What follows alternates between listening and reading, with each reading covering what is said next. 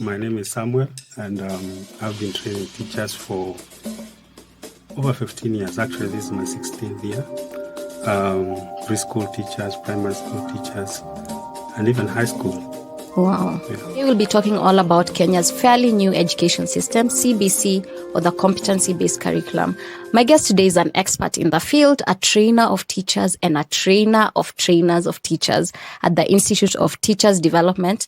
He mentors teachers throughout the course of their career to stay up to date on how to better support their learners. He also helps schools in making the transition to the new system. Samuel, welcome. Thank you so much for taking the time to do this.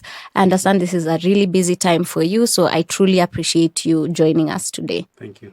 Maybe you can start by giving us a bit of a background on CBC and the main principles governing this new education system. So CBC is we can say it's not very new now because it has been running for quite a number of years.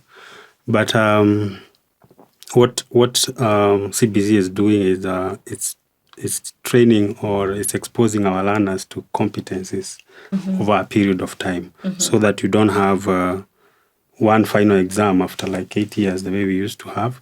But every few years, like 3 years, grade 3, there's a national assessment, grade 6, grade 9, and so forth.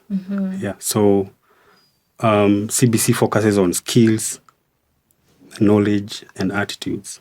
Yes.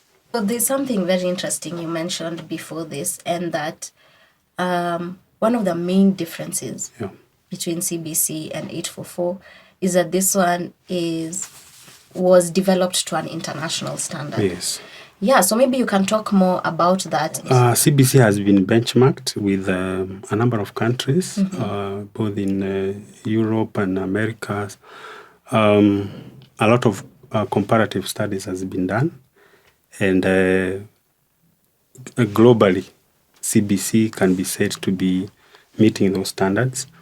So it's not a Kenyan system per se, although it has been crafted in such a way that it addresses the Kenyan situation using the international standards. Yeah. Yeah. Wow. Okay, so what does that mean for the students who go through CBC? Is that right? Initially we would have learners who, after they graduate, they still needed more training if they went to other countries. So what the system has done is we've tried to look at what are these skills that are required for one to be said to be a global citizen. So the CBC system has put all that together. We have had a lot of input from other players in education worldwide, so that we have a learner who is global, who can actually fit anywhere in the world. So without necessarily having them to be retrained when they go to other countries. Yeah, I love that, because in this day and age, it's really hard to exist in your bubble or within your borders, because even through the internet, they're already being exposed to so many things out there. So why not bring it closer to home and formally have it as part of their learning as they grow? So I really, really love that. So in CBC, what are the main, if I can call them, principles that guide the curriculum? We have quite a number of principles that guide how CBC is being executed.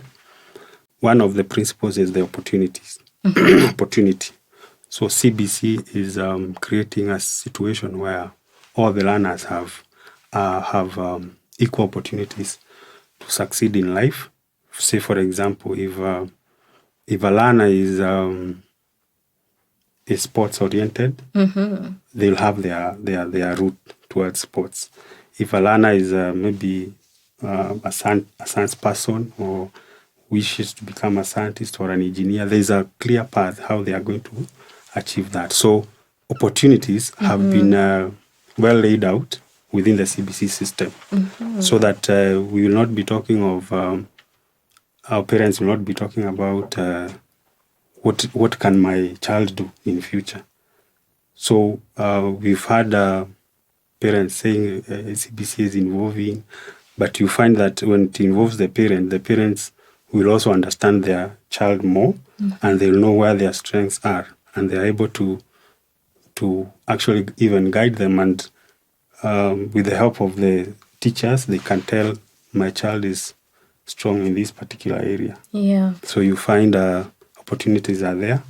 Another principle is excellence. So we find that CBC is not leaving anyone out.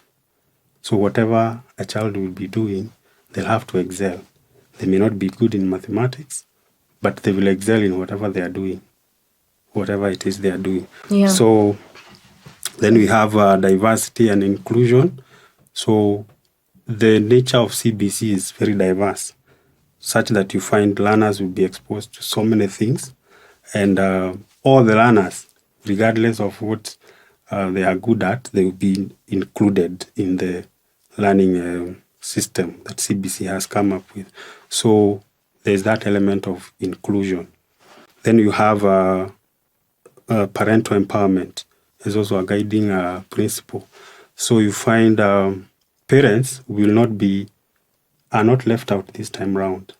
They're also involved in what their learners are doing. So you find parents are engaged. They know if they get an activity that needs to be done maybe at home, it's clear what the parent should do with the child.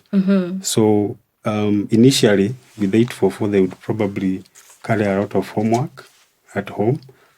Homework meaning maybe a number of mathematical questions and so forth, so that once they do, or maybe they finish, that is done. Yeah. But this time, because of the nature of CBC, which involves activities, you find parents will be required to do these activities together with their children. So it is purposely done so that the parent is in the life of this child as they proceed. Yeah.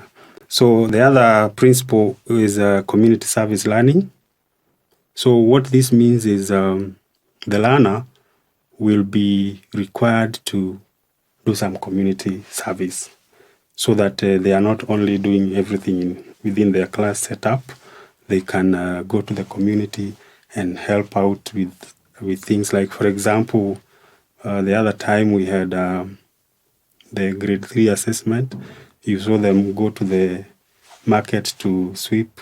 So that is part of community involvement, so that they learn how to be engaged within their community setup. Then we have another guiding principle that we call differentiated curriculum and learning. So differentiated learning actually means the curriculum, the CBC is tailored in such a way that it addresses individual learners' needs. 844 would only address a particular way of doing things. Yeah. But CBC is differentiated. That means every learner's needs is addressed within the CBC curriculum. So you find if a learner has this particular strength, the CBC will address that. So that is what we have with the guiding principles. And they are clearly coming out within CBC. Wow, okay. I'm already learning quite a bit. So there's one thing you mentioned, and we haven't had a chance to talk about it.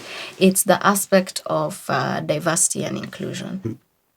CBC has actually come up with, I would call them two fronts or two methods or areas. One is it's targeting those so-called normal learners. And then we have the special needs.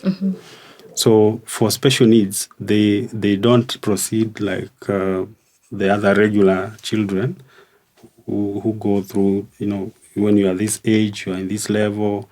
If you're in pre-primary 1, you are maybe 4 years. Yeah. But for special needs, you have stages because they learn at different stages. So we are not talking about age, we are talking about a stage. So there is the intermediate stage, and proceeds like that without necessarily looking at the age of the learner. So there is a whole curriculum design for special needs, which is also clearly laid out. And that means that we need to have a special needs teacher in our schools that can run with the special needs program. Yeah. But remember, CBC is inclusive. So that means these learners with special needs will be learning together with others, but their path is the special needs. So we have teachers who have specialized in special needs education, but they learn with the others. But they have a special teacher who manages the special needs cases within the school. And the assessment would be different compared to the other kids, It's different because you see with the special needs, we have learners with visual disability, learners with hearing disability, and other different types of disability. So CBC has addressed all those conditions. Yeah. And it's clear what every condition should be, how it should be handled. Yeah. So no child is actually being left out. Okay, so and the conditions that they are addressing, are they only, because you've mentioned like hearing, vision, but do they address the others that are not immediately visible, like dyslexia, for example, if a child has learning difficulties like that, or autism where they struggle with communication? Is that something that is also included? When we talk of special needs education, we are looking at all these disabilities because it has looked at all these disabilities that our learners have and addressed each and every one of these disabilities within the curriculum. Maybe there's something to look at in terms of a school situation is the type of special needs teacher, because special needs teachers also specialize. There are those who specialize with visual disability, others hearing disability. So depending on the type of learner the school has, then the school will also get the teachers who have specialized in that particular type of disability, because we don't have special needs teacher cutting across all the disability. Yes. Okay. They also specialize, just like we have teachers specializing in early years, others in primary, others in specific subjects, and so forth, because special needs is a bit wide also. Yeah. Okay, wow. So just to mention, this conversation will focus almost entirely on the early years. We are doing an introduction of the CBC, but maybe the in-depth questions will be more around the early years. Now, we have moved from 844 to CBC. A lot of the parents who are taking their kids to school now are products of 844. So that is what they know. And this is completely uncharted territory. You've mentioned here and there some of the differences between 844 and CBC, but maybe you can touch on like in what major ways are they different? Well, 844 and CBC are quite different because we call it we say there's a paradigm shift from 844 to CBC. 844 was more focused on schooling, like going to school. Well, you find CBC is more focused on learning. So that's why learning is not mainly concentrated on in the classroom setup. Learners can learn even at home, in the market, as they do their daily things. That's why you find the activities they are doing are sending them out of class. Some of them they have to do them outside, others different places. So it's not about school setup. Learning can happen like anywhere. So then you find 844 was also focused on summative evaluation. Like after you do your 8 years, you do a 3-day exam. So after a long time, after a number of years, you do a summative evaluation. So, and you find that there's a problem with that because if a learner has an issue during those 3 days, it may affect all they have done within the 8 years. Yeah. But with CBC, evaluation is ongoing. Like every few years, there is an assessment. It's not necessarily an exam because what the Kenya National Examination Council does is to upload those activities on the website, so the schools can download them and the learners can do them, and they are given a period of time. It could be a month or 3 months or so. So they have time to do the activities therein, file their report or the results of the assessment, and then they upload them to the NEC portal. And then after some time, like 3 years, grade 6, they do another one. So grade 9. So the final exam will come around grade 12, where now they are doing an exam to go to university. But remember, all these other assessments have been like cumulative. So you are not relying on just one assessment to draw a conclusion about this learner. You have been assessing all through. So you know the strengths of the learner, and when it comes to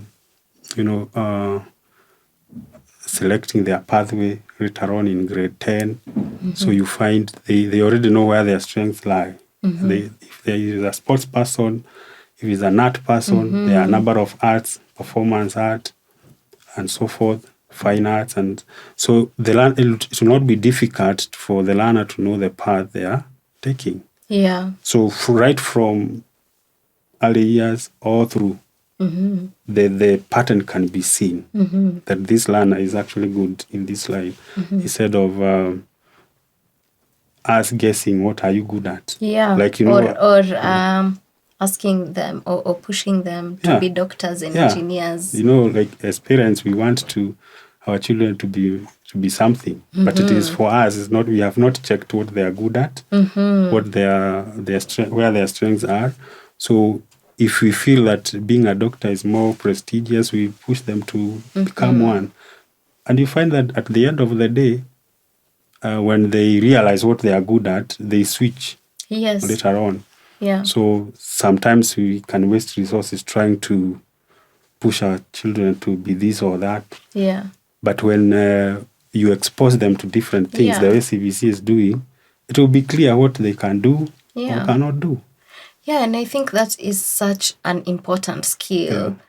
I mean, multiplication tables and the Venn diagram are useful, but that is a skill that is a life skill. Yeah. You have to be adaptable. And of the people who change careers, I also changed my career. And it is, and what I'm getting from CBC right now is that those skills they're learning are practical life skills. Like you are learning for life and not necessarily for the papers in university. So I like that. Now, one of we jumped the gun, but we have come back around to one of the things that we need to look at, which is, and one of the big differences with 844 is the structure of CBC now. So how is CBC structured from when I get into school to when I leave? Well, CBC has 3 levels, I would say. Was within it, that is pre-primary 1 and pre-primary 2. So each of these level is 1 year. So once the learners complete the 2 years, pre-primary 1 and 2, they proceed to grade 1, grade 2, and grade 3. So grade 1 to 3 actually is the lower primary level. Then we have grade 4, 5, 6, making the upper primary. So remember also, at the end of these levels, grade 3, we have a national assessment. So this national assessment is carried out by the Kenya National Examination Council. And the results are uploaded to the portal. Each learner's results are uploaded to the portal. At grade 6, we have another national assessment the same way. So that from grade 6, then we proceed on to grade 7, grade 8, and grade 9. And this we call these lower secondary level. 7, 8, and 9. So from there, from grade 9 is 10, 11, and 12. That is senior secondary level. So this is the structure of CBC. So from the senior secondary level, that is grade 12, now the learners will be able to join university. So there will be a national examination and assessment at that level that now will, once they've passed that, they can now join various universities. Now remember, at grade 12, they have already started what we call pathways. They know if they are following the sports science route or social sciences or STEM, which stands for science, technology, engineering, and mathematics. So they'll have known what their pathway is. So when they are proceeding to university, they can now go and specialize in their different fields.